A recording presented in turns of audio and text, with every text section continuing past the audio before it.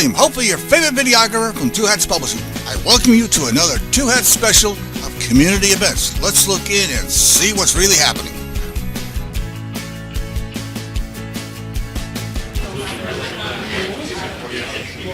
Good evening, ladies and gentlemen. Good evening. If I could just get your brief attention, just a couple quick announcements. Number one, I'm Benjamin Espino. I'm the manager here at the Latino Cultural Center. I am part of the management team at the Office of Cultural Affairs, so we're very excited to have you here this evening as we have a music conversation focus groups on music as part of the Dallas Cultural Plan. I cannot stress to you the importance and our gratitude in having you here this evening. This cultural planning process has started last year. We really need your input. Remember, Dallas is a city of 1.4 million people. Your voices must be heard. These are your tax dollars at work, as my boss always says. So remember, the Office of Cultural Affairs has a grant program. We run cultural facilities. We run the second oldest classical music station. And it's really wonderful for me as a cultural center manager that we have ethnically specific cultural centers that serve our community. Thank you for being here. I know it's a cold evening, but a couple of quick housekeeping items. Men's restroom over here to the right, ladies' restroom to the left. We have, I know it's not the best for the weather, but we do have iced tea and lemonade and cookies, so please help yourselves. Without further ado, I'm going to let Lizzie talk a little bit about VC Workshop, and then we're going to have we're going to introduce some of the goals of the program, and then from there we're going to break out into some sessions. Don't worry about it. One more thing, Wi-Fi is free and open. Please, social media, tweet, share, DallasCulturalPlan.com. Facebook, Twitter, am I missing any social media application? Instagram. Okay, IG. Sorry, I'm not on Instagram, so shows you how old I am. So. Thank you all for being here. We really appreciate all of you coming out tonight. I see some faces that I haven't seen before at meetings, so I'm just going to give a quick introduction to what the Dallas Cultural Plan is before we get started. So the Dallas Cultural Plan is an effort being led by the Office of Cultural Affairs, which Benjamin gave a little bit of an introduction to. The Office of Cultural Affairs has selected a team of consultants to work on the plan. My organization, VC Workshop, is working on the community engagement component of the plan. There are a number of representatives from our organization here, myself, Lizzie, Hafsa, Lisa, and Owen standing in the back. So if you have any questions throughout the evening, you can talk to us. In addition to VC Workshop, we're also working with Lord Cultural Resources, who is leading the consultants in this project. Lord is a cultural planning firm. They're based in New York. They do cultural plans across the world. They completed the Chicago Cultural Plan. They've done one. They actually worked on the first cultural plan here in 2002. So they have a lot of experience doing this kind of work. And in addition to Lord, we're also working with HRNA Advisors, which are a team that has an office here in Dallas. They're working on economic impact analysis, and also Idyllic Interactive, which is our communications firm. So as Benjamin mentioned, this is a really important project. The city has embarked on a cultural planning process. So this is going to be the guiding document for the next 10 to 15 years that's going to guide decisions about arts and culture, resource allocation, programs, facilities, etc. for the city of Dallas. So it's really important to hear what the city needs, what the city wants. Right now we're wrapping up our initial community engagement phase. We've done 11 community meetings in 11 of the city council districts. We have 3 more to go, and then one final community conversation here on March 1st at the Latino Cultural Center. We have some flyers up front for our remaining meetings, so if you haven't made it to a community conversation, please join us for one of those. We talk a little bit more about community needs in general, about specific neighborhoods or areas and what's going on in those districts. We also have a number of other industry-specific conversations that we're having. So we're doing one with designers, with theater arts, dance, film, and a couple of other ones that we're working on. We did one with literary arts and public art over the last couple of weeks. So I want to thank you all again for being here. The plan tonight is to ask a couple of questions to the larger group, and then we're going to break up smaller discussions and really get to some questions about how things are going in the music world in Dallas. But first, I want to introduce and thank Daryl and some other folks that helped us out a lot in putting this together. So Daryl, if you wouldn't mind coming up. I want to thank Daryl, Maya, Jessica, and Dana for all of your help. And yeah, thank you so much, Lizzie, and thank you, Benjamin, for hosting us. My name is Joe Ratcliffe. I'm an artist and writer based here in Dallas, Texas. Also co-founder of a group called Creating Our Future, which seeks to advocate on behalf of creatives of all disciplines in public life. And so we really believe that art is a public good, and we believe that artists, the work artists do matters, and that the city and our institutions should support artists in making their lives here in Dallas. So it's really exciting going to some of the community meetings earlier, and I was noticing I wasn't seeing a lot of my music friends at these meetings, and I think maybe traditionally there's a little bit of a gap between some of the music community and the city, and so this seemed like a great opportunity to kind of address that, to hear from everyone. This is a long haul. The plan is going to be made, but then there'll be steps after that. You have to get the council to kind of implement the plan. And so Creating Our Future really exists to continually advocate, particularly when it comes to getting folks elected to support artists. And so we look forward to doing that.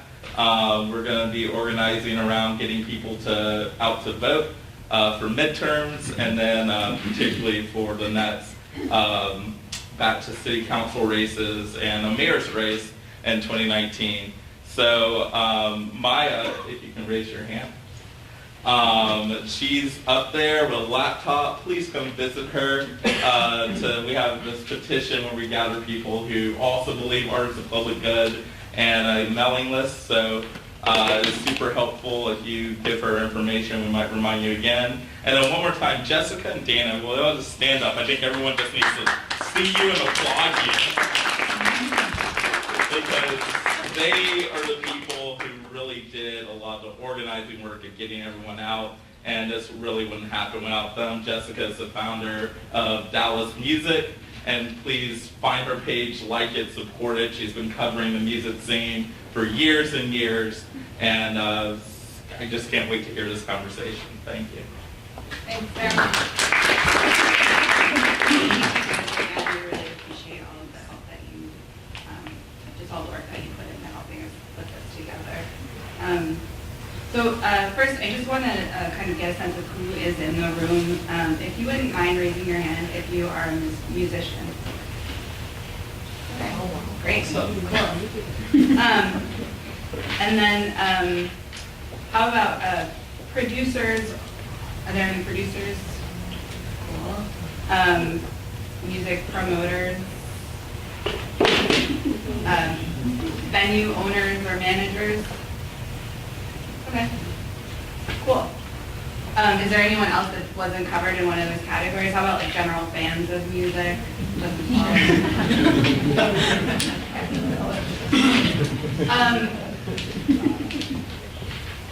I would appreciate it if a few people wouldn't mind answering the question, how would you describe music culture and the music community in Dallas? Can I get a few volunteers just answer that question? I'll answer that. Yeah. The music community in Dallas is extremely vibrant, and as compared to other cities I've lived in the United States, it is happening here. Thank you. Thanks. Did everyone hear that? We're it. You in the back? Yeah, Roger Pulling, I think it's strong. I know there's a lot of like debate going on that goes on about that, but I think it's just kind of everybody's passion coming out. But as compared to like the 90s and whatnot, I think that the local music scene is really, really strong, supportive of one another, way more than it used to be decades before. So I think that goes across all genres. Mm-hmm. Great, yeah. Yes, ma'am. The music scene in the community here is very strong, but I also feel it's very underserved. It can be served a lot better in a lot of different ways. Okay, great, and we'll talk more about how tonight. Yes. Yeah, Peter Clayman. I would say that on a local level, it's very strong, but it lacks the national infrastructure required to actually bring capital into the market. And in order to kind of expand Dallas as a cultural icon, it requires more national attention. Okay, cool. Can I get one more? Like we didn't cover? Yeah. You know, it's vibrant. My name is Cedric Bogan. I moved here from LA via Atlanta, Chicago, all cities with vibrant music things. And I've been shocked with the level of artistry locally and, you know, pretty high. I mean, all the people who come to Dallas, I'm like shocked and pleasantly shocked. But I will say, if you're not into the loop, you don't know what's going on. It's a conglomerate of cities. So you have to have people from Plano and Frisco come in to support you. You can't just depend on the artists and your friends and the people that are in the loop. Because we can only go so far. You know? So that's an opportunity, is better promotion and investing in getting the word out. That's all the information that's going on now. Okay, great. Thank you. And thanks for everybody for your feedback. So what we're going to do now is we're going to break up into smaller groups, and we have some facilitators that are going to join these groups and ask them questions and really get into some of those needs and what we can do to address those needs.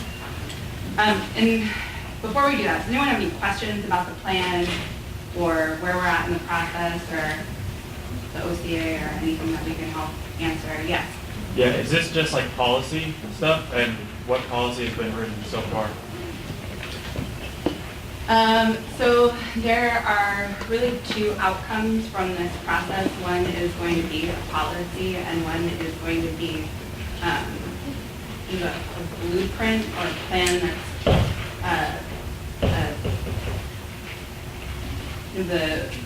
the document that's going to tie all of this together, but isn't necessarily going to be a set of rules. So there is going to be a policy that the city council will use to make decisions. So for instance, if anything comes up about funding programs, this will be the document that people refer to and say, well, we did the cultural policy. We said that, you know, we were going to make these decisions based on these priorities, and these are the priorities that we're discussing here. So what comes out of the community conversation are what's important to residents of Dallas, what's important to people that are making art, making culture, what are the things that the city needs to prioritize in terms of infrastructure, investment, funding programs, et cetera. So that's really like the main goal of this process. Do you have anything you want to add? As a caveat to that, for instance, the Office of Cultural Affairs, up to 2 years ago, we were not funding individual artists, so we really felt that there was a need to fund individual artists. So these are some of what she's talking about. These conversations will help guide the policy that then will guide the way the Office of Cultural Affairs, approved by City Council, which will be our cultural policy, it'll have those guidelines. For instance, we could have a $25,000 grant to an individual musician who wants to bring a group in. So I mean, this is what these conversations are doing. And we do have preliminary findings. I don't know if are they on DallasCulturalPlan.com or not yet. I believe the goal is to have them up by March 1st. Yeah, yes, and we are gonna, so the next phase, once we wrap up these conversations, is that starting, I believe it's February 21st, Lisa? Yeah, okay. February 21st, we're starting to do a series of webinars. And during those webinars, we'll be giving updates about the development of the strategies. And then as the strategies start to get developed, the actual drafting of the plan. And those webinars will be live, they'll be online, but you can also come in person. And that way, there continues to be feedback and conversation about those strategies as they're drafted, so kind of feedback loop, so that we're verifying what we've heard and that those are getting turned into strategies that address the priorities that came out of these conversations. Yes? Can you say something about funding? I mean, what kind of money are we talking about? Where does it come from? Who disperses it? The Office of Cultural Affairs is a city department, so we're funded by tax revenue.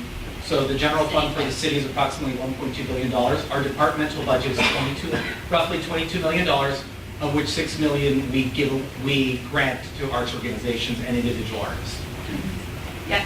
Is this a long-term project or it's just temporary financing? Because this has been done in 1992, there's something what you're doing right now. And they were very vibrant at the time. There was funding, it was for individual artists, for organizations, there was so much cultural things. We built this Latino Cultural Center, we were involved totally, but suddenly they just cancel out. So is it going to happen something for the temporary financing, funding, and they carry out again? Or how it's going to work? I think if you're referring to the economic recession of 2009, all city budgets were. But that happened for 2004 already, they carry out in 2004. The center opened in 2003. I'd be happy to talk to you about this. Yeah. And we could have a conversation during or after this meeting. I know, next question? Yes. My question is, how do we find out about involvement prior to this level of the conversation? And I'm asking because I'm a Dallas native, and I hear people who believe in, and I can stand so that everybody hears me, and so I hear a number of people who are saying that an infrastructure does not exist and that things are segmented, which is true. This is a city, it's not a town, and my business partner Gino Young says that all the time. But what I know from my segment of the musical community is that we've been bringing the Grammys to this city for years. We didn't just start doing that. And so the way we brand our segment is that we're Dallas based because we're not local at all, right? When you're talking about a time that we're having a conversation about whether or not Justin Timberlake apologizes to Janet Jackson, and Dallas is home to one guy who plays for both of those people, then I think my question is surrounded by why are we finding out about this conversation at this level, at the planning level, because the conversation that my partner here, who is also Grammy nominated as well, and not just for music, he works in theater, he does other things, he's an educator, but there's planning culture, but we're making it. So how do we get involved so that we're not showing up to meetings like this to ask questions or to be frustrated, and to make sure that maybe people who should be at the table having the conversation are there? Because for me, this feels a little late when I hear that there are 2 more meetings. I don't know, I've just been on my map this weekend. Now, I've been attending these meetings since September. So my point is I've been attending them since the very first week. But my question is, I've been attending since they were planned.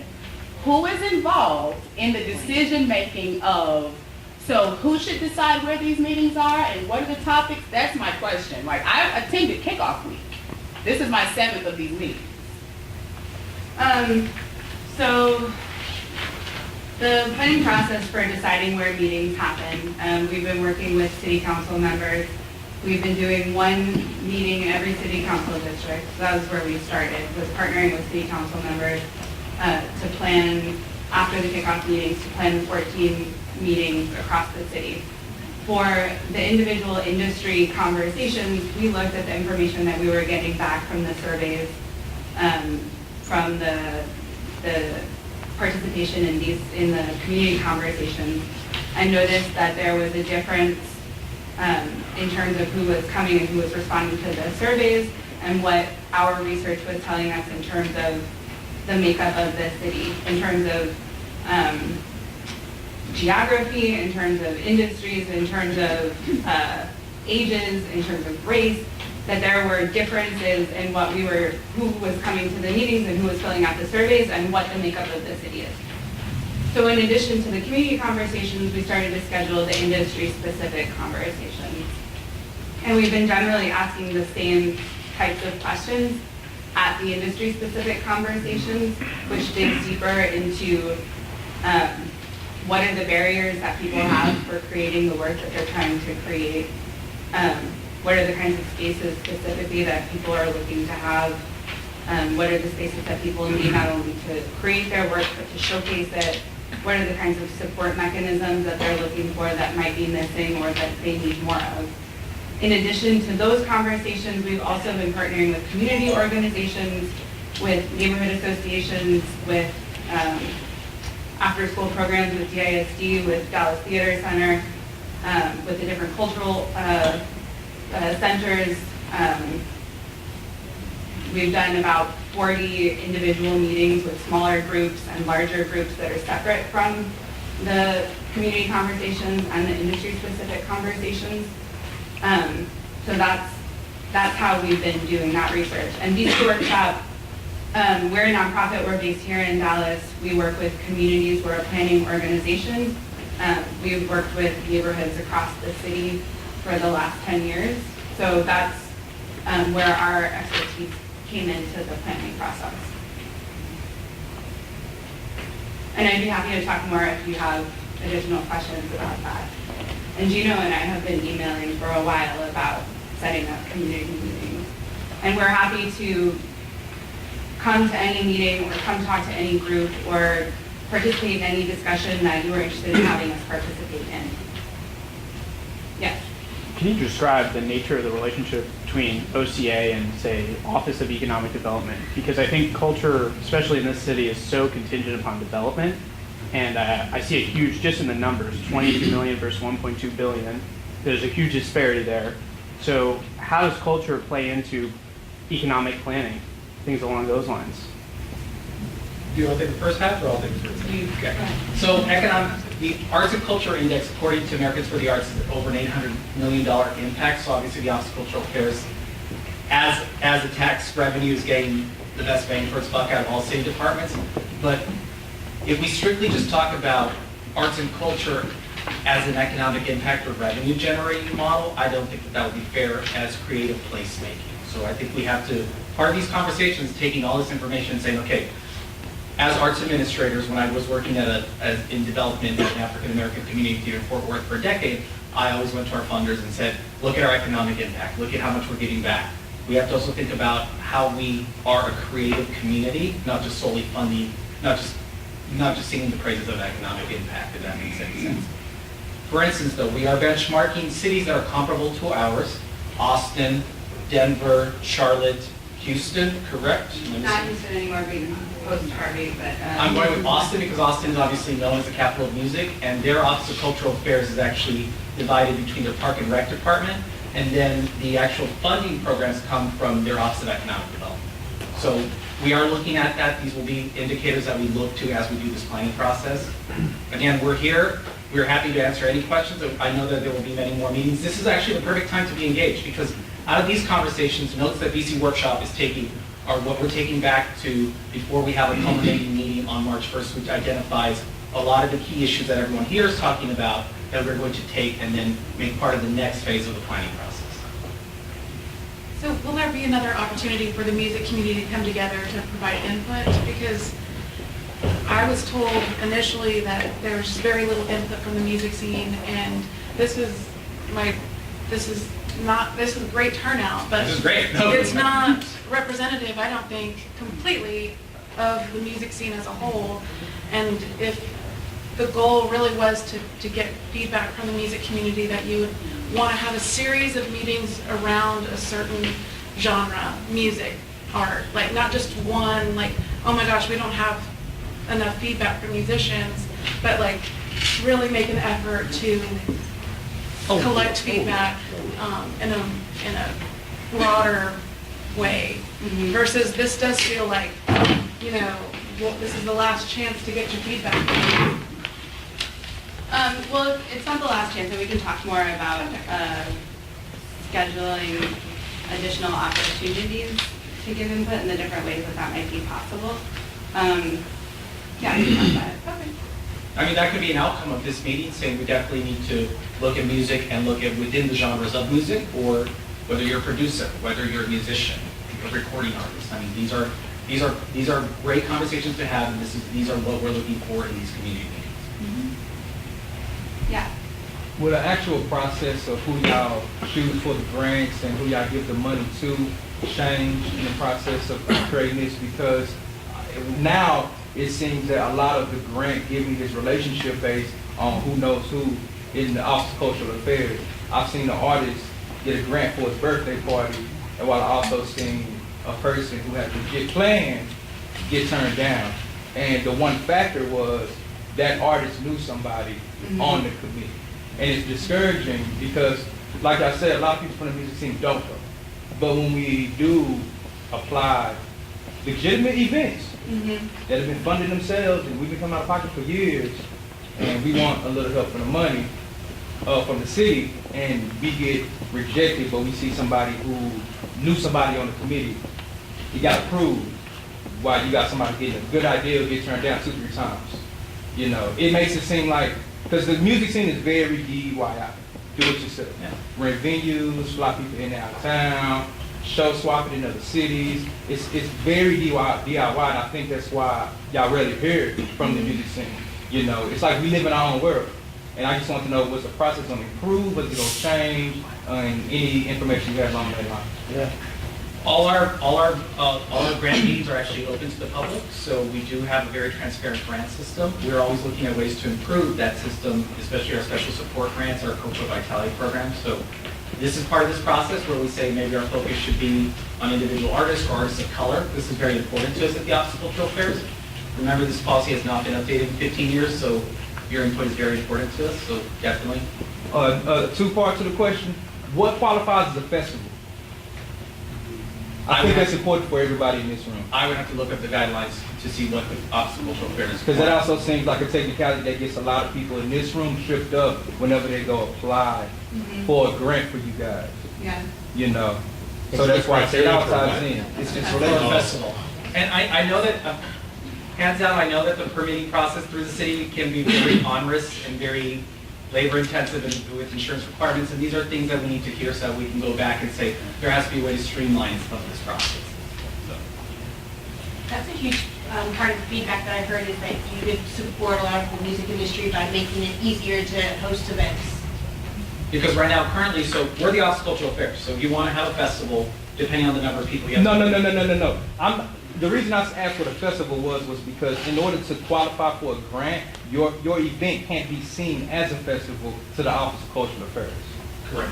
Yeah. So it eliminates a lot of people's events because a lot of people will look at it, skim through it, oh, that's a festival, get it out of here because it's music. It looks like a showcase or it looks like something along those lines. That is an antiquated system, and that's part of what this cultural planning process will help us update the cultural policy. Because this, for 2002, the last time the cultural policy was updated, it says in the cultural policy that we do not fund festivals.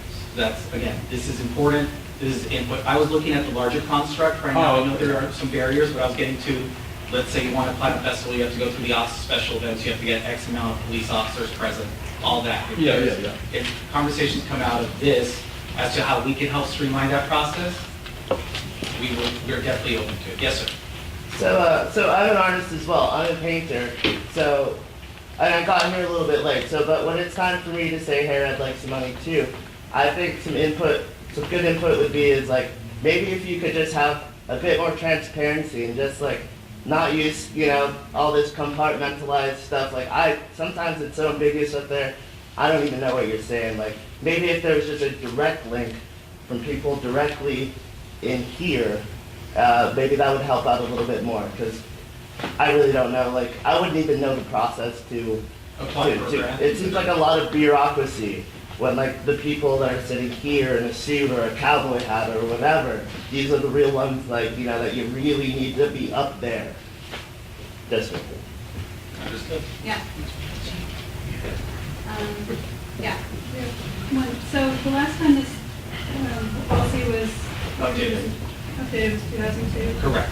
And if I'm correct, you said that the results from this meeting and the board meetings would be applied for another 10 to 12 years? Cultural policy probably, yes, would 7 to 10 years. Seems like an awfully long time. Is there, at least to me, having zero idea of how it's going to work, is there a reason that the time frame is so long with a particular expectation with that kind of time frame? And is there sort of, say, midterms to kind of check the temperature and see how we're doing? The cultural planning process is changing across the nation. Do you want the rest of you over to talk about how cultural plans have outcomes? Before it was just a policy per se, like 25% of all funding will go to minority arts organizations. What does that mean? So now I think we will have more outcomes. Yes, it is a slow process. It is a public process. So it's about a year of input, and then obviously we have to take the plan and take it to our Cultural Affairs Commission, which is appointed by mayor and council, and then to city council. So it can be an onerous process, but this is important. Citizen engagement is highly important, just like a budget town hall meeting. We need all your input, and all we can do is take it back and then develop ideas from there. Yes, sir. Just to her point, is that something that can be altered with these? Or like to do maybe like 5 years, because 10 to 12, 15 years, you know what I mean? Everything changes so fast nowadays. So if this is a policy that needs to be upgraded, then I think it needs to be upgraded with the duration as well. You know what I mean? Is that something on the table? Or I think that's a wonderful point. We're going to add it to tonight's notes as something as one of the that will add to like it. 5 years. I think, as we all know, our society's, I don't want to wax too poetic and philosophical before we begin talking about music, but 20th century models are really going by the wayside. Like my Western Civ professor used to say, I promise I'll stop talking after this, if you can point to me anything that has not been touched by the Industrial Revolution, you'll get an A in my class. This was 1996. If any of you can point to me to anything that has not been touched by the internet, I don't know, I'll give you $1 million. And so like, the internet has revolutionized our world. So to your point, yes, I think government is probably the slowest moving cog within our society, so it will take time for government to catch up. I'm not trying to make an excuse for government, I'm just trying to make a statement that hopefully everyone understands the public process can be very slow compared to, now you just get on your phone and you say, I want to go here. Yes. So I'm hearing bits and pieces, finding out about this meeting. You mentioned a couple more meetings and webinars. I'm confused on what's happening on March 1st. What's the overall big picture timeline? When are you looking for this to move through commission and ultimately have a new plan to be presented before the council? That would probably be at the beginning of next fiscal year, so probably August, September, correct? Yeah. Yeah, so the presentation that Benjamin was talking about is, it's almost at the end of our community engagement, of this portion of our community engagement, and that is going to be a presentation to the Cultural Affairs Commission, and that's going to review the meetings that we've had and discuss the research that Lauren has been doing about the benchmark cities that Benjamin mentioned, also the economic impact analysis that HRMA is doing, which will all continue beyond that point, but that's really going to be the first time that the commission meeting has been dedicated to the cultural plan and where we're at this point. So that's like a really a benchmark in terms of sharing out what's been heard so far, and those meetings are all open to the public. So that is an opportunity if people are available. The notes are published online afterwards. The webinar that we mentioned, those will happen bi-monthly. We'll publish information about them on the website. And then the meetings, we have flyers up there, and those are also all published on Facebook and the website as well. DallasCulturalPlan.com, and if you have not signed up, you can sign up for emails that you will receive from Dallas Cultural Plan. And bi-monthly means every other month. There's been some confusion whether that means twice in 1 month. Like weekly versus bi-monthly. Just to clarify. Mr. Paniagua. I was wondering if there's like, it might be a feasible dream that one day, like a lot of the local musicians could host a festival here at the theater, at the Latino Cultural Center, as a way of like bridging the arts community and the music community. I don't see why not. And how would that happen? Is it just a discussion that I would love to have? I would be happy to talk to you, yes. Thank you. I believe we want to break into subcommittee groups. Yeah, and we'll be available afterwards. I will be here as late as anyone would like to answer questions. Thank you. All right, last one, I saw your hand before. I was just gonna, I didn't look, when you asked how many people did this and that, how many people have venues, could you ask that question again? Because I think it relates exactly to what this gentleman is talking. Okay, so the gentleman asked if we could raise hands again of who owns or manages venues. Okay, you see, there's not a lot of those people.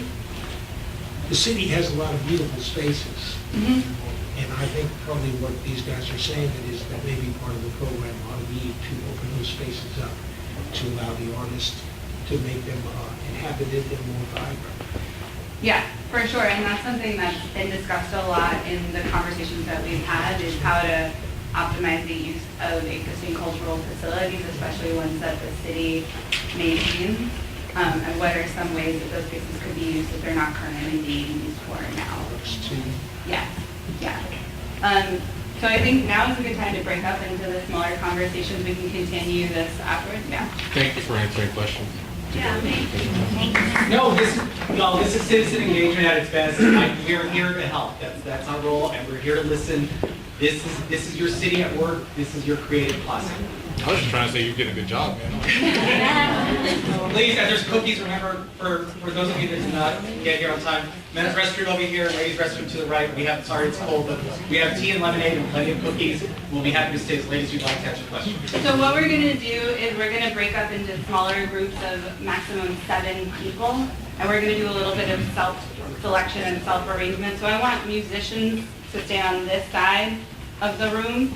So you're gonna pick up your chairs, get into groups of 7. We're gonna come around. We need one person in each group to volunteer to be a note taker, and then a facilitator. What? And everyone just stay 1 second. All right, and then in the back of this space, we're going to have music supporters, people that advocate for music, that like to go to shows but don't necessarily identify as musicians, or promoters or venue holders. And then in the middle of this space, we're going to have on this side, we're going to have producers, and then on this side, we're going to see managers and promoting. And We can actually take one subgroup. People involved in the production that are not identified.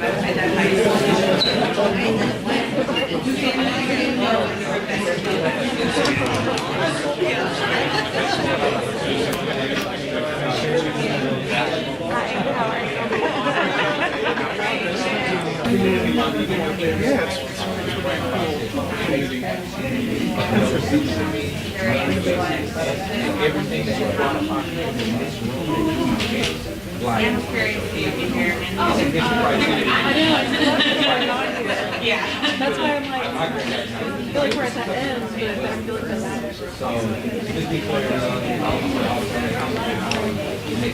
I know. It's also kind of a bad. It is. A Saturday. Yeah. Really?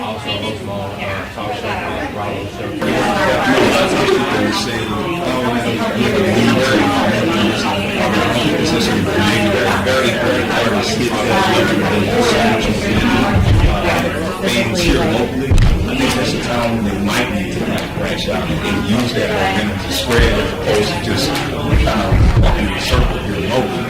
You know what I mean? I think that's a time where they should be trying to find a promoter or manager in LA or somewhere else that can give them that same exposure in another region. And second, I think is stuff like this. You're talking about $22 million and however much money might be allocated in this budget. I hope they do change it to where you can use it for festivals and things of that nature. Because Dallas, we have a lot of good concerts that come here and a few good festivals, but not the same as like Austin or several other cities. If we had a few more marquee national music festivals that bring more of the country here that can help promote artists that are here, then it kind of spreads their exposure and their music, wildfire, so to speak. So I think those two things, branching out and getting shows in other areas and having more of a marquee music festivals here in Dallas, and a lot of that money would be helpful as far as doing Like the local music festival, I think would really give a platform to musicians and artists, and I think that it would give Dallas some kind of ability to be recognized for our local talent. I mean, even to have some kind of showcase that was focused on local talent rather than just bringing talent in, I think could be what our cities I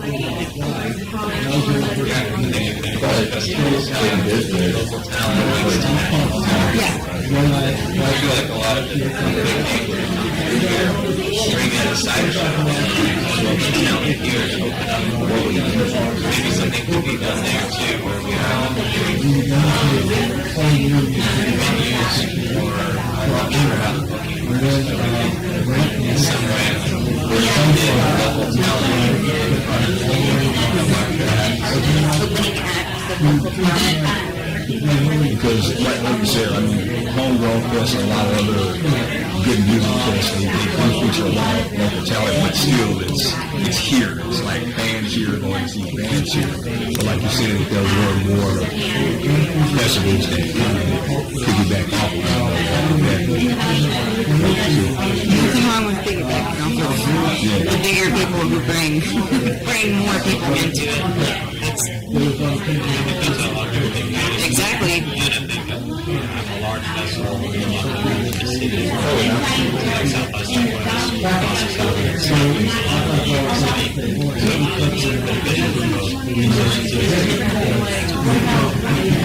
That's a picture for sure. Because we have all the talent, so to recognize it, I think would just be smart for the city of Dallas. And I know like in the EDM scene here locally, they do a good job of that. Like anytime there's like for instance, like Lights All Night is one of the biggest music festivals in the state, you know, and it's right here. And every year at Lights All Night, there's always local DJs and producers. And even though the EDM scene might not be covered as much in local publications, a lot of those artists are able to branch out way more than I see rock and hip hop. And it's because of what you just mentioned. A lot of times when Tiesto or whoever is coming through here, they have local DJs and producers that are opening up or closing at the end of the night, you know. So I think the other genres need to find a way to mimic that. Well, exactly, yeah.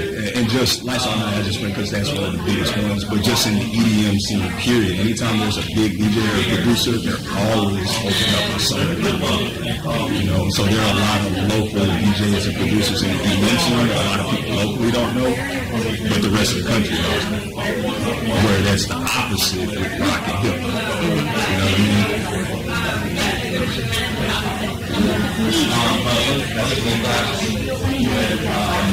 What do you feel about exporting? I think that your media and showing the rest of you. It's hard to, I don't know, I think it's straight to other things, so it's better to see artists. The only time I used to, I'm an artist, but I may not want to be an artist. Where else am I you know what I mean? The art scene, the place that hits me, where I'm not expecting to come back. A lot of times, I have earlobes, so I tell them going to a lot of that's what these artists, but I'm not talking about just rock and pop artists. How you all they're playing bars. There are tons of opportunities all around. Somehow, even if they're coming to a small set, and I'm not thinking just equal, but just rather something different to just totally take you off guard and go, wow, I'm not expecting that musical experience by just something that is just off the cuff. That's what I think you're going to do. Maybe it's a lot of times, again, you're in the know about some stuff. Because you're not in the know, and maybe you don't want to know, maybe you feel like you're another artist. Working together. I guess that's why you mentioned what worked. I think the opportunity to put more visual representation. Maybe it's a photographer, maybe it's a videographer, taking an artist. Instead of having them do an installation and doing an installation as artists. Visual artists work. There's actually a chance to go utilize the same time. And some place you just didn't even expect. And they push you into a really good experience. That's something that you see more in place of just what you least expect. Yeah, just almost like a new platform, you know, because when you look at the Observer, it's like big bands, you know, you look at it, then you might see a band that's been around for a little bit, that does have some clout, or whatever, but that's about all you see. There's like a different level of music too that also goes good with, you know, goes good with like Justin Jameson in a couple of years, like sometimes he does that stuff up. I feel like Dallas does have a lot of great bands like that kind of like those holy shit sneaker bands that you're just like, yes, you guys have such a big sound, but it's just you and like a 30 people are alleyway bar. And maybe like a new platform where you can, because that type of music is good. Because we don't always want to go to see JT. You know, maybe you're like with other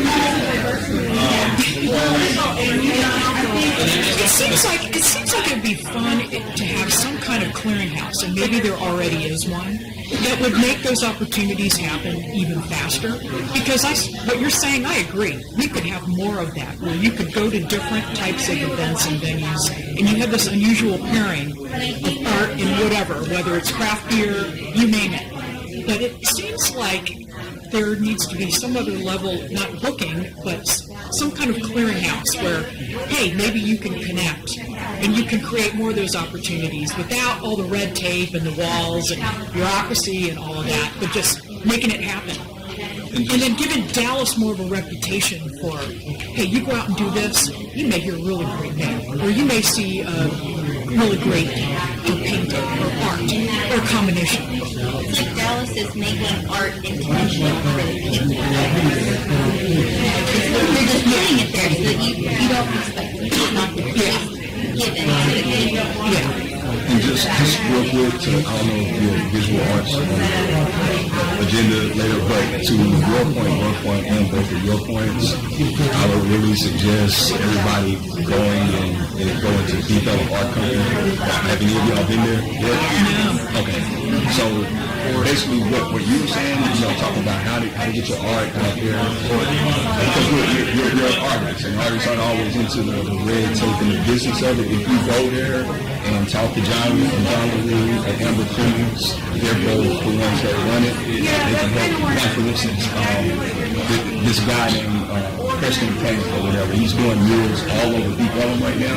He just started doing murals, I was 7 months ago, and he learned how to do them at Deep Ellum. And they taught them like the connections, how to go out there and get commission work and things of that nature. So, and they have live music, so they have bands going on, they have live art shows and stuff like that going on in the background. It's a mixture of everything that everybody right here is talking about. So other than just seeing it and enjoying it, if you're someone that's like, look, I do this, how do I get my career to the next level? If you go in there and help you, that's like the whole reason they built that place. And it's been open for almost a year.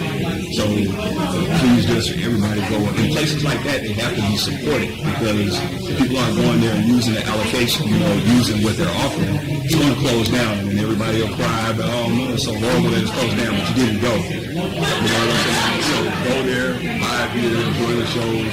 But I'm serious, man. If you're serious about how to get your art out there, they will help you. They don't turn anybody away. So that's a place that I would really recommend you going to with everybody. Deep Ellum Art Company is right across from Future Laws. The Belmont Hotel is a lot like that, where they've actually had hosted both live music and live art at the same time, and they're advocates, and so being able to support businesses that are providing kind of that experience, I think would be really smart, because there are business owners who go out of their way and who might lose money just to advocate for the arts, and it would, do a lot to support their efforts, because, I know the owner of Belmont, and they have a warehouse downstairs, and they have plans, they hope that they can make it into some kind of music and art center, but it would make it a lot easier if the city were to streamline any kind of process that would help them get there faster, easier.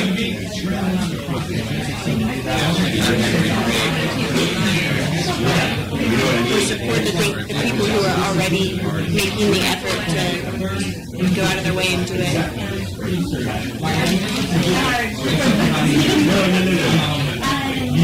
So, how about, what do you guys think would be the definition of success? I think community engagement, I think the more that people are aware of the fact that Dallas Cultural Plan has resources. I think that is successful. I don't think a lot of people knew that you could get help from the city. I didn't know. I think a lot of people give up on the city too. It seems like there's a lot of like duration time. Like from this meeting to the next meeting, it's like so. It's like a meeting in theory. Talk about another meeting. Planning a meeting. So like I think I don't know if it's working. If you see like you see now it's you see like I don't know if that is really sour because I kind of tried this whole thing in downtown. It's the same little runner. Just kind of like very creative language. So like that makes you kind of want to like nod your head like, oh yeah, FCC bias or like I don't know. I think the exposure thing is a big thing. I mean, I had no idea until last year. This has been in the music community, very much in the music community for years. And until one of my friends got a grant, and I was like, oh, that's a thing? Okay. And yeah, and then when I heard about the meeting today, I was like, okay, so that's kind of where conversation starts is here, but I think exposure is going to be a huge, and I had no idea. I was like, oh, okay, so that's real, okay, but if it were real for more people, that would be awesome, and just knowing one person who it worked out for was super cool, but if it didn't work out for, venues or festivals or individual artists or collective, visual and music type thing, that would be even better. So you think the city could do a better job of highlighting the grants process, who they provide grants to, and making it just making it known, just making it known that like you could possibly get money. I mean, it's a very, I'm sure, small percentage of people that actually get these grants, or I have no idea. And I think that's the problem, is a lot of us have no idea. And so, I think highlighting and even just apply for it.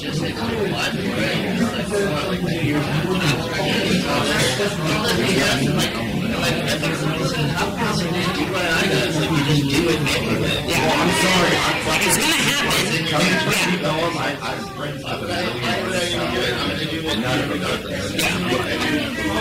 I think that the process sucks. Like red tape, bureaucracy, all of it sucks. But I just think the one thing that will be the process is the process. Like the grant money for this is no different than for school. It's no different than grant money for a business. The process is going to be arduous. It's going to suck. It's going to make your head hurt. People that are artists don't want to deal with this. It's the reason why we have left brain people and right brain people. But that's a weeding out process, because the people who stick with it are going to be the ones that get the money. And so there might be a level of difficulty involved, but that's where networking and getting with other people so you don't have to deal with that headache on your own is key. So, I know it's frustrating hearing about the process, but what they're doing right now is an opportunity to learn from people who know the ins and outs, how to go about getting their money. And people, like for instance, even at like Depot Art Company, like I mentioned, if you go to them, like, dude, I don't know how to get a grant. I don't want to work this freaking retail job. They can't walk you through, because if you try to do it by yourself, it's just like if you have a business and you suddenly make a website and you bang your head trying to build your own website. You can just call somebody and have it done in 3 weeks. So it's about learning how to delegate what you need to other people around you. But and I'm not trying, because I understand what you're saying, but if you think too much about the frustration, you're omitting yourself from the process. That's the only thing. But the frustration of it, you got to put out and find somebody who knows. You don't have to know how to do it or even have to like it or nothing like that. That's what these people are for. That's what people that know the business of it are for. That's what Brandy, Michael Adams that runs her art. That's what like going to these places that have art shows, and the people who run it are there to help you because they know you don't want to do it. You know what I'm saying? But you gotta use it. And they get the runaround too, and it makes it hard for them to support other artists, because I know everybody has a hard time with even the certificate of, or I don't know, whatever it is that makes art shows illegal for people to have in Dallas.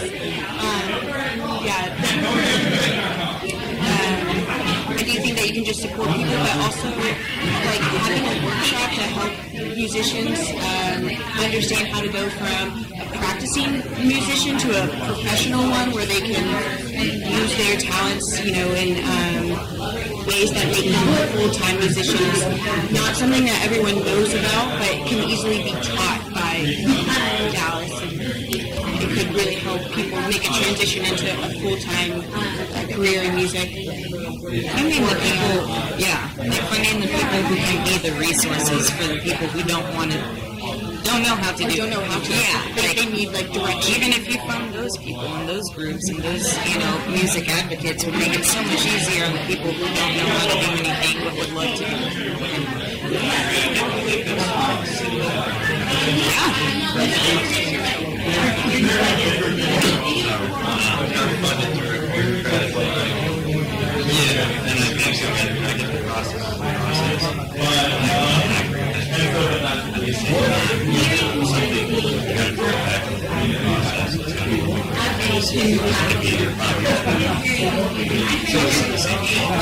This $8 market, for example, is bringing them together for this. Yes. So they're kind of forming like a every type of art, music, visual, anything. The community, the process,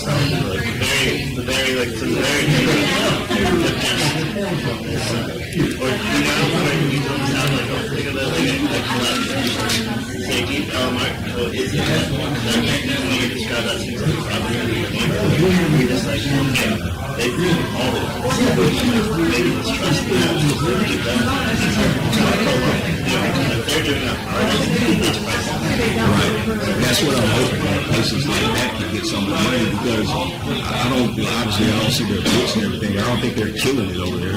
That's like a labor of love that John and Amber, they're not over there just raking in tons of money. But yeah, if places like that can get their hands into the pot of all that money, I just think $22 million is a lot of money. Places like that need funding. So do you think the funding should go primarily to artists to make their art? Or should there be some funding to help artists understand the important things they need to know about having a career as an artist? Such as how to do your taxes, how to get health insurance, how to set up a website, how to take advantage of grant opportunities. Is that something that you see the city should invest in, or should the city be investing strictly in an artist producing their I'm not so much in favor of the city just taking one artist because we're artists. We're artists, you know what I mean? So the money might not always be allocated in the best ways. I think that the money should fund shows that artists can make money from. I think like you mentioned before, putting money in places investing in places like Deep Elmore Company and other places that are doing those outreach programs, I think will give more return on the funds. Like if they are say for instance, if Deep Elmore Company, just for example, in another venue gets a grant that is aimed at educating artists about the businesses, and they can put on workshops and things of that nature and teach them for free. You know what I'm saying? Where you don't have to pay to go learn a course on how to set up your own individual businesses. I think stuff like that is beneficial. And the other thing is, I didn't know that there was a block as far as, well, it can't be a festival. I think that's freaking ridiculous. You know what I mean? So I think they want to open up where they can allocate money to stuff like festivals and venues and places that are already in place and they fund this so they can help more people. You know, I'm more into investing into some of the places that are already up and running as opposed to forming things that are new.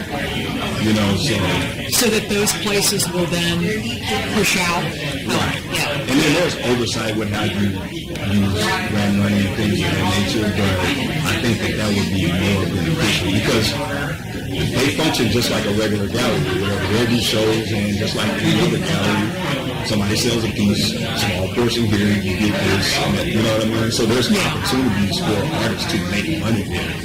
But I think that would be more beneficial long term. It's more measurable. You know what I mean? In terms of going back to the city and saying, hey, we were able to accomplish X, Y, and Z. So those bureaucratic things, like it's a pain, you know, everybody wants pie charts and all of that stuff, but you gotta, it's part of it, because you gotta show the city we're using it for this. I agree. And help with X, Y, and Z, give us more, you know?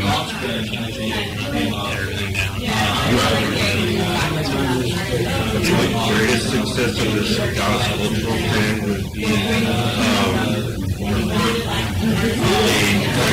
victory with the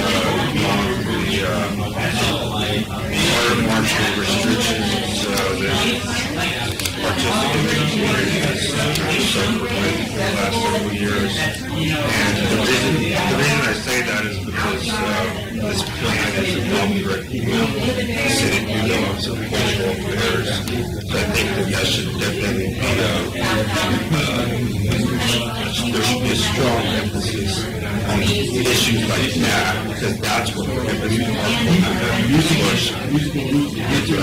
That's how I see the success of this Dallas cultural plan. Because without that, we can't do this thing. We're handicapped. We can't have a success. We can't have a utopia. That's the greatest success. So it's getting together with the permits part of the city to be able to come up with ways to give artists permits to go do things on sites that normally have a permit. I've known of a lot of art shows and DIY shows that have been shut down even before the doors open because of that. Yeah. I'm sorry? And then they get fined on top of that. Then they get there's a it's just penalty for that's a valid point. Yeah, you know, it's always a fire marshal shutting it down while people Yeah, that's a very solid point. As far as like, you know, I don't know which one of you guys said, you know, the DIY community is very big, you know, in Dallas, and especially if you're trying to have a collective at, you know, some warehouse or some business that's not necessarily meant to hold a bunch of people. Like, there should be easier ways for you to host an event. Yeah, exactly. Like, and yeah, but there have been a lot of shows that I knew that got shut down day of after waiting for that for like 2 weeks. And then it's like, oh, it's not happening. Okay. That could be part of the grant. The way Dallas is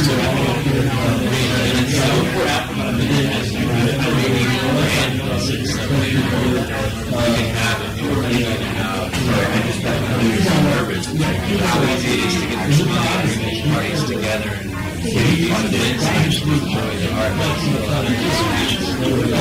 I noticed ACL from music festival and it's used as a brand.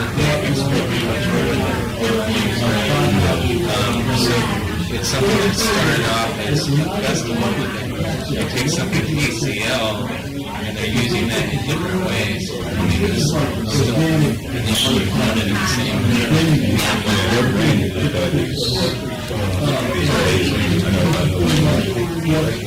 We have comparable talent in Dallas, so it's not a lack of talent that keeps us from competing with Austin. Also, just sitting right over there in the, well, she's over there somewhere, I'll show her. But anyway, she's running the,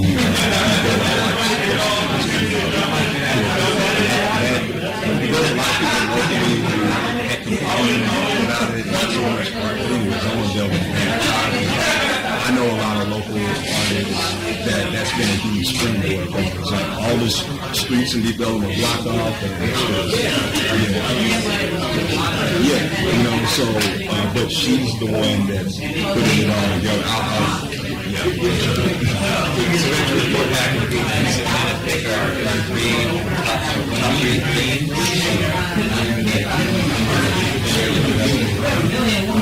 Did we say that it's important to have a platform for like as many artists as possible to be kind of recognized in some of the funding? The art code, a good platform. short, succinct summary is like places like our company, places like that advocate Resources for the resources. be able to get some of the funds that they're allocated because it helps so many other artists, as opposed to just like you said, just one artist. You get funding to places like that and it helps continue to art versus one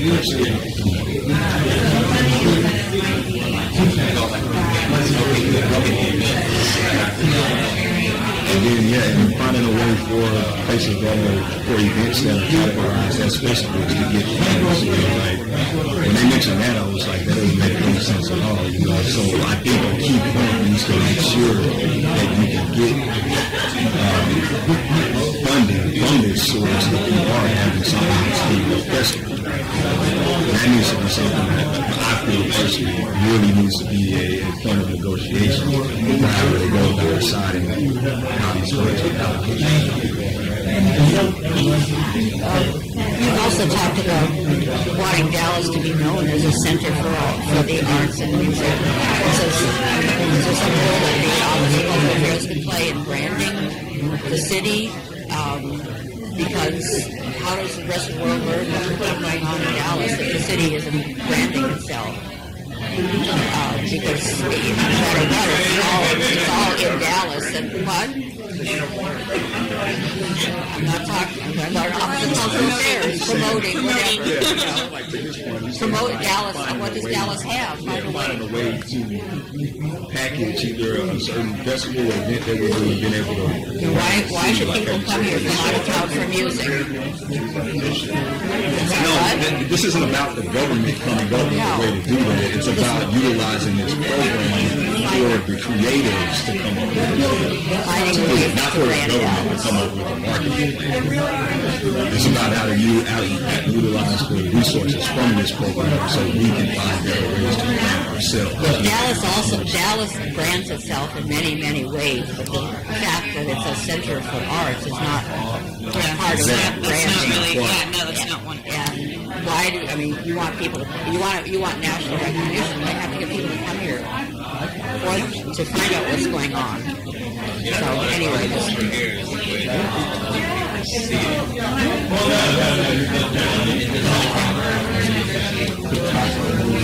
think it has to get into and from a teacher's standpoint, like I don't see culture in Pleasant Grove. I don't see culture in Dallas. Like in my side of Dallas, not Henderson or Eastland, everywhere. But 20 minutes up, I think that's kind of an issue too. Like with all this money, yes, the artists are important, and yes, we need to get people in here to recognize the artistry. Then what are we as artists doing to make sure it's going deeper into the roots of just us? It needs to go. It needs to go into Dallas. More than just the hot spots. It needs to go past artists. Yeah, exactly.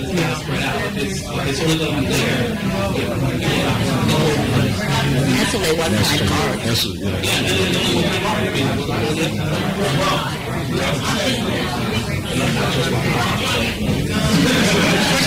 why they do have so many of these. Because I'm assuming things that we're not getting to say, somebody else is saying, hopefully somewhere else.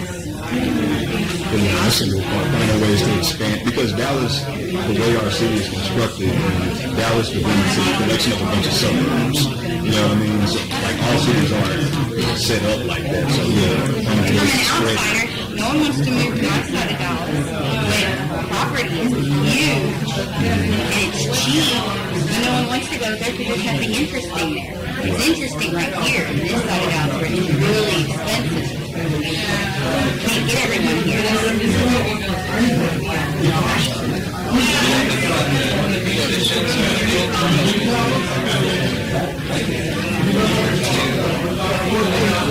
Musicians trying to what? Get into these venues and stuff.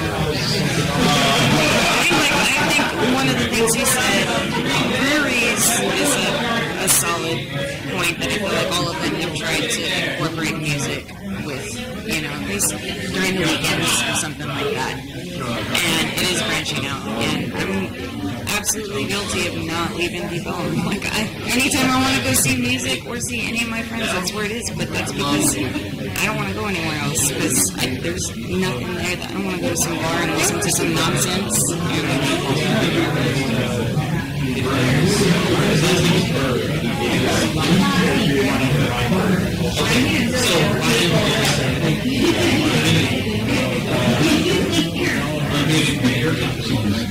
Yeah, and so he did a solo stuff. Now, one, I hadn't heard it, but I sang it, and I'm going, okay.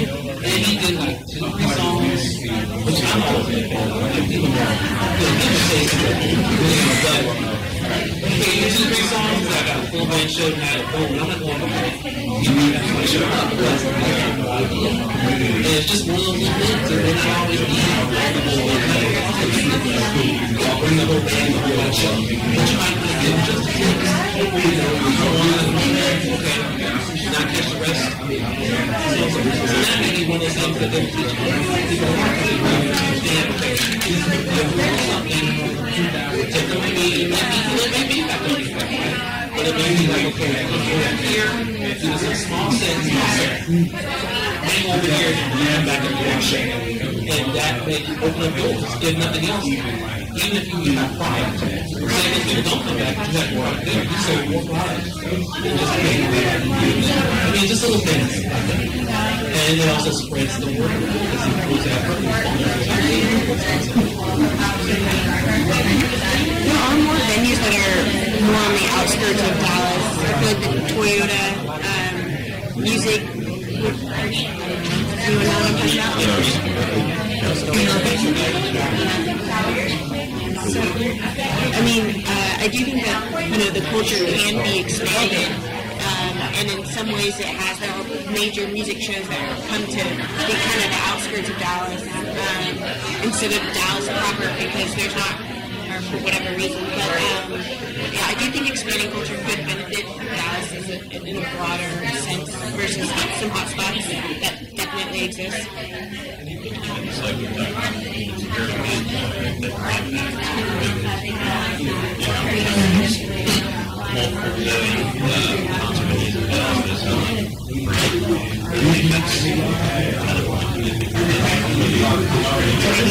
Dallas cultural art presented by the but it could be, you know, Dallas, you know, and musicians could check in, letting them know, hey, we're coming to Dallas, we're going to meet here, and then all of a sudden, let's give this little random part a little taste. Yeah, like you said, and it's on behalf of the Office of Cultural Affairs, because it's kind of like, and that have a sensitivity and understanding of particular genres, not to create a competitiveness, but maybe just to create something, a language, if you will, amongst musicians. The second thing was just more accessibility. I think we mentioned this overall when we were talking in the group. It's just accessibility of venue. I know for myself, I was a recipient of a grant through the OCA back in 2016. I also worked here at the Latino Cultural Center, but there was a little bit of a hiccup with me kind of doing both. Latino Cultural Center does a wonderful thing, I think in January and February, where they give a discount to artists, but you have to do it a whole year in advance. And so, there was just a little bit of a hiccup there. So maybe having the accessibility to not only get a venue for less expensive, but then also be able to use the grant money together. The last thing was, what was that last thing? I was going to deliver the last bullet. So, I mean, I introduced myself to the group, but I haven't introduced myself to everybody here. I played music and displayed my art all around the planet. The planet is a large object. I've been all over it doing art. When we talk about, when we use the kind of, she talked about language, the kind of language that we use when we talk about centers of cultural affairs and stuff like that, it's often we can talk about that and kind of ignore the fact that the thing that is addressing those issues is also a culture, right? So we're fighting for cultural recognition for what? Something that's not a culture, so that's also a culture. So I go to like Germany, right, and I play music there. The Germany, they subsidize artists in Berlin. They pay artists their good sums of money to do the things that they want to do there. Almost compulsory, almost totally compulsory. Like if you don't do this, you did something wrong, right? And so maybe kind of engendering those kinds of ideas here to where the people of that other mystery culture should have to put forth as much of an effort as the artists to levitate us out of that, that pool. Maybe that would be also a good thing.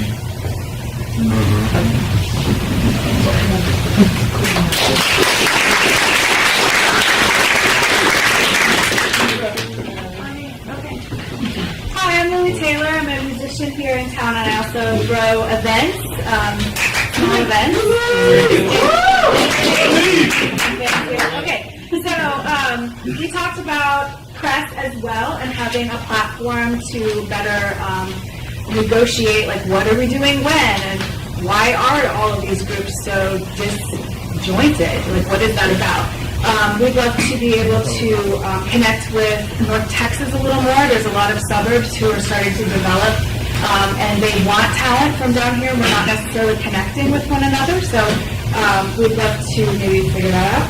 And professional networking opportunities, other ways that we can kind of break this ice that we have and figure out how to communicate with one another better. And then we also talked about permits and noise ordinances and how to bridge different communities together. There's a noise ordinance on the West End. Why is that? When was that put in place? And why can't we do a festival down there? And is there a place where we can go online and just hit a button and find out what that permit would be and pay the picnic fee and just make it happen, So we talked a little bit about that. And and if somebody was recently graduated, how would they implement themselves in the local scene? And it seems to be more like a social thing that we do here. We're very much connected in small town mentality. We all kind of grew up around here. If you're from here, it's VFW. It's made up of small towns that make up the bigger metro mess, right? So there's a psychology to this that kind of needs to be addressed. And I think you spoke very eloquently about that earlier. So that's what we talked about.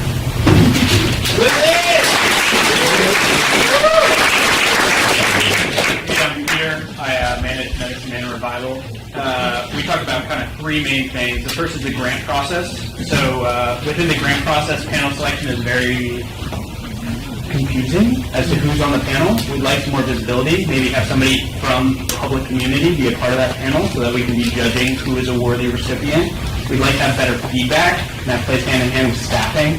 I think OC needs to be better staffed or better prioritize returning information artists who are saying, why is it that we're not getting money? Because they're entitled to that feedback. If we take the time to go through and write this onerous grant, we should at least know why we didn't get it. Also providing best in show. So what is the best case from last year? Who are the three people that were the best? And this way we can tailor our own grant proposals to have higher likelihood of success. So then within the OCA, they have this power to kind of really spread knowledge. So let's have some networking events. Let's spread the knowledge of the office. Let's have a Facebook page where you have resources where you can really quickly go in and say, hey, these are the 5 things you need to know. If you're this type of person, these are the 3 resources that you really can go to. Hey, we might not have all the money, but we know that these departments in the city have grants coming up. Maybe you should apply to those, or maybe you'd be available to have resources from other sources. Then broader within the city, I think there needs to be more education about the musical history of the city because it's very rich and vibrant, and that's something that even to this day, if you go nationally, people don't think there's national artists here in the city, but there are, especially musicians. The Office of Tourism has a ton of money, and they need to put this money to better use to display artists. And let's look at Deep Ellum. I mean, there's huge economic interests at play here across the entire city that benefit directly from culture. I think sometimes it's hard to nail the dollars back to it, but that's a huge part of it. And finally, we talked about the need for a festival. We need an ACL-type festival that everybody can get behind so that it brings national visibility to the fact that this is a friendly city for artists. And then we talked about a bunch of other things that mainly included attorneys and other stuff, but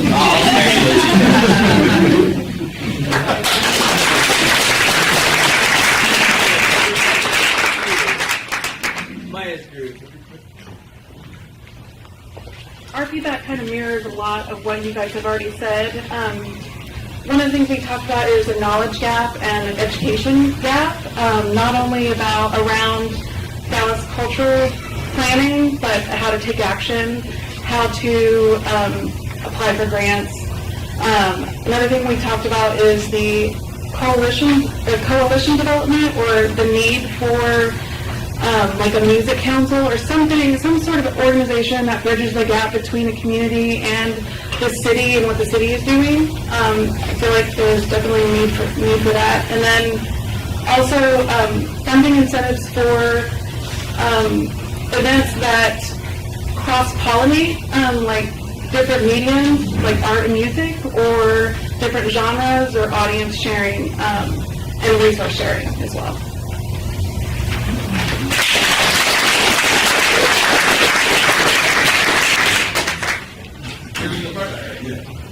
Roger, a couple of things that we talked about.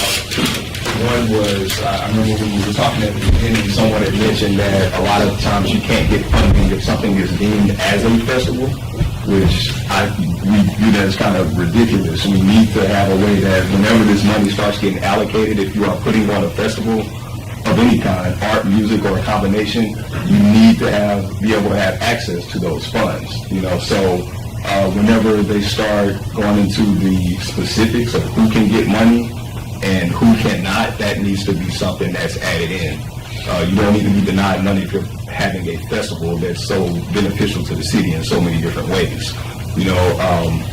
And the term that you use is also similar to what a couple other groups were talking about, is we need to have, through festivals and other events, a way to export the culture. Is that what you said? Yeah, so a way to export the culture. So it's just about branding. So one of the things that you had mentioned was about how good ACL is at, Austin City Limits is at branding what they do and exporting that to the rest of the country. And it's not just about music anymore. It's about comedy. It's about visual arts. You know what I mean? ACL, Austin City Limits, that's like a stamp on the city for arts and culture that they have, but it's through the city having so many different events, and that rising up is becoming one of the main ones. So we need to have more festivals and more events of that nature so the city can be branded as a hub for arts, culture, and music, and things of that nature. So that's that, but that ties into things that are festivals being able to get money for it. And one of the other things we had mentioned is whenever they start allocating funds, I talk a lot about Deep Ellum Art Company and what they do there. And I don't just want to single them out, but their whole purpose for being built is to help artists and musicians advance their career. I don't, like I mentioned, I don't see their books, but I know they're not raking in tons of money over there.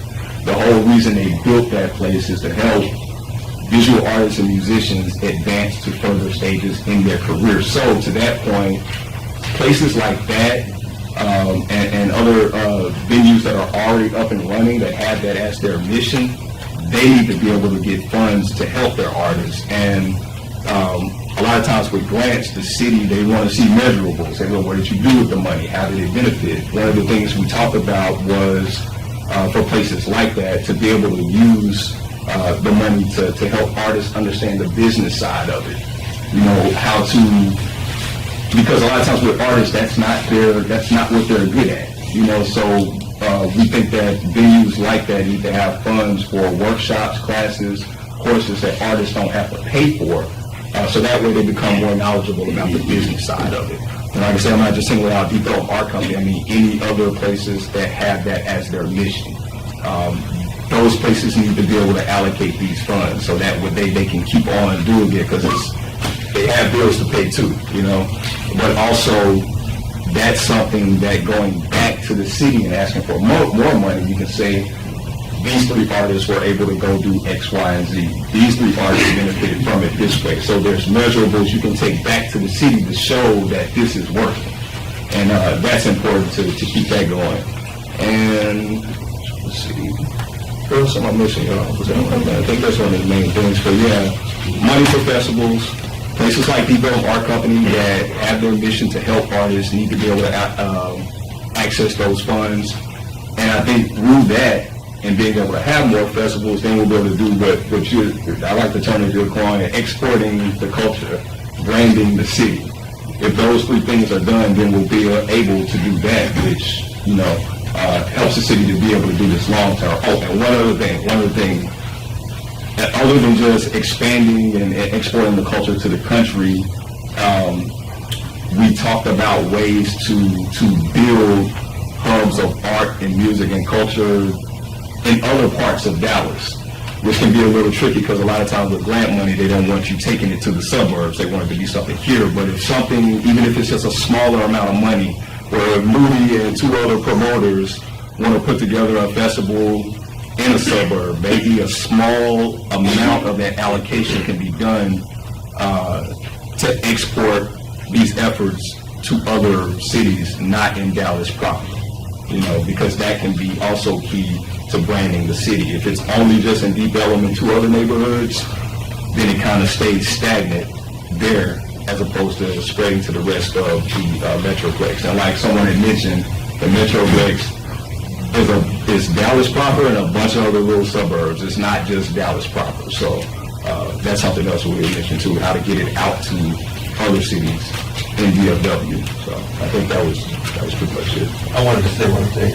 I think that the greatest victory of this Dallas Cultural Plan, this is coming from within our governmental infrastructure, would be for them to kind of like lay the fire marshal in the breakfast. He's preventing all these great ideas from actually happening, and I think that there should be a light shined on that issue from these discussions.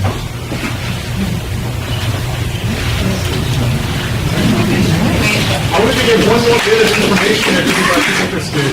So with the $6 million that's proposed, I did the math here. So that could change for the rent and living for 1,000 artists who have a moderate kind of like rent situation in Dallas, living alone, maybe with a roommate. With a roommate, it came out to about 1,500 artists for 1 year, if it's proposed at that. So it's just something I thought, some information I threw out. Thank you.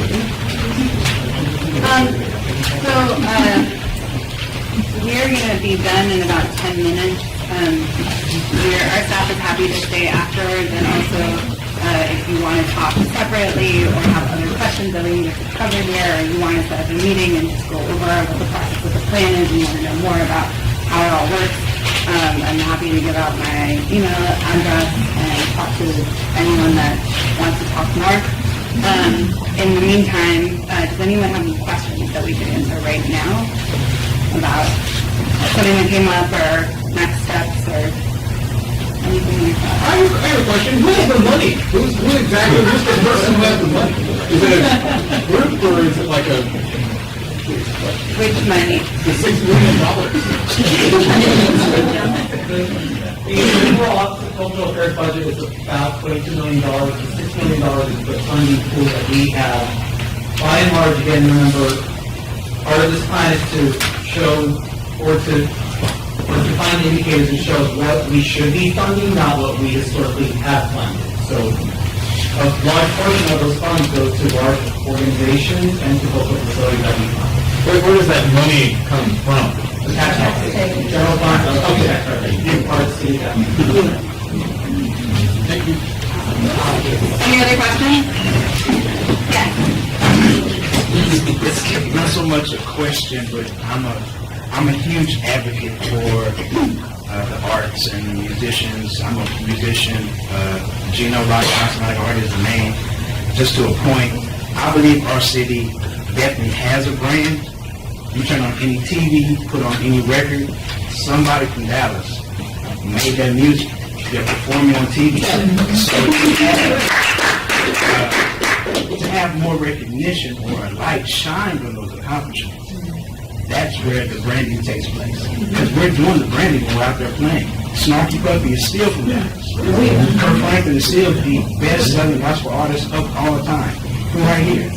Sean Martin, S1, the list goes on and on. I could talk for days about Grammy winners. Daniel Jones, I mentioned he's been on TV more than any other musician. in the past 3-4 years from this area. He was just playing the Super Bowl. How many of us in there really know that name? So that's the brand. We're out there busting our asses and making sure that the city has light shined on it, but to have that value attached to what you see, that's where the brand starts.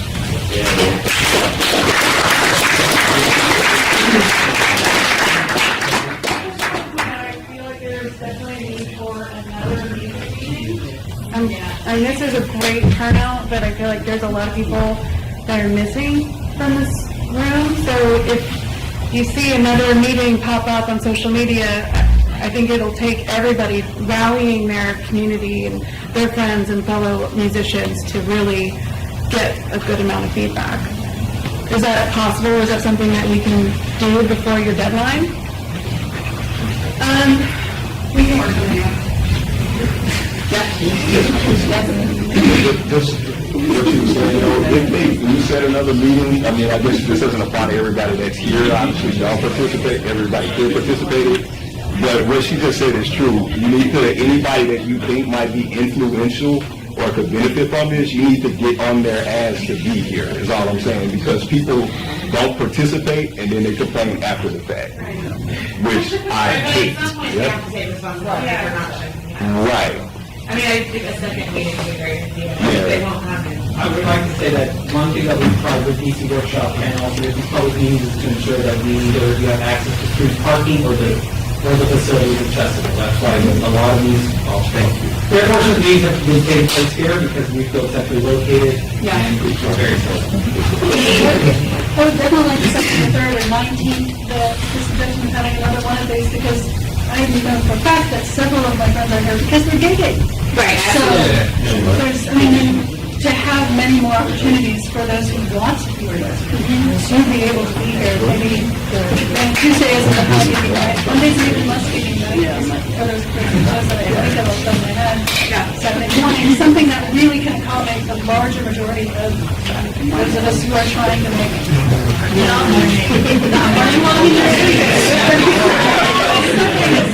Musicians morning is around 1 p.m.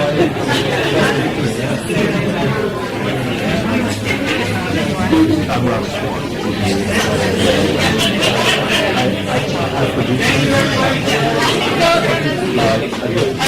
Just one more thing. One second. Thank you again, Benjamin, Lizzie, everyone with the city, Jessica, Dana, Maya. I just wanted to remind everyone that to please, if you're interested in doing the work around this and shifting the city and shifting policy in the city, to please sign up for Creating Our Future. When we started Creating Our Future in 2014, we were all artists who had never been to a city meeting at all, ever. And we did it because we were working our butts off, like many of you were, but in the visual art realm, doing things, and we felt like we weren't getting support, similar to how many people in this room feel. We started organizing, at first 4 people, then a dozen, then scaling up to hundreds, and we started showing up at city meetings, making our voices heard, working for people running for office, and that's what helped get some of the artist funding programs through. And that was just mostly, there were, shout out to Lily, shout out to, there's definitely some music folks in the room, but it was, kind of not primarily music people. And y'all are way more popular than visual artists. And your reach is like way greater. Y'all have fans and people who support you. So your potential power as a community is huge, and it's untapped on the local level. So, please think about what you can do in terms of adding the civic engagement layer to what you're already doing. And I think it can be a huge shift, not just for the music community, but for the city as a whole, particularly going to a younger version of Dallas. So if you're interested, we get into the nitty-gritty. We come up with specific policy things. We advocate for that. We develop strategies, and we do it by campaign, so you don't have to be stuck with us forever. But if you're interested in that, go see Maya, and thank you again.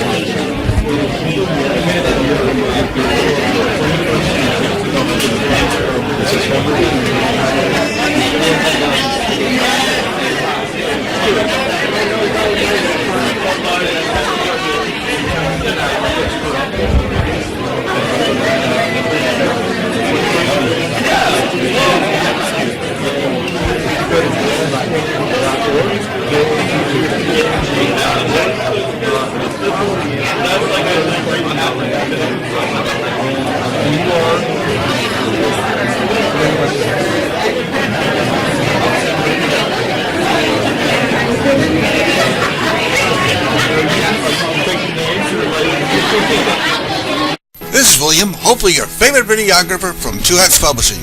I hope you enjoyed this video. If you like it, please leave comments below, or like, follow, or subscribe to us and get notices of all our videos. We love it, even when you call.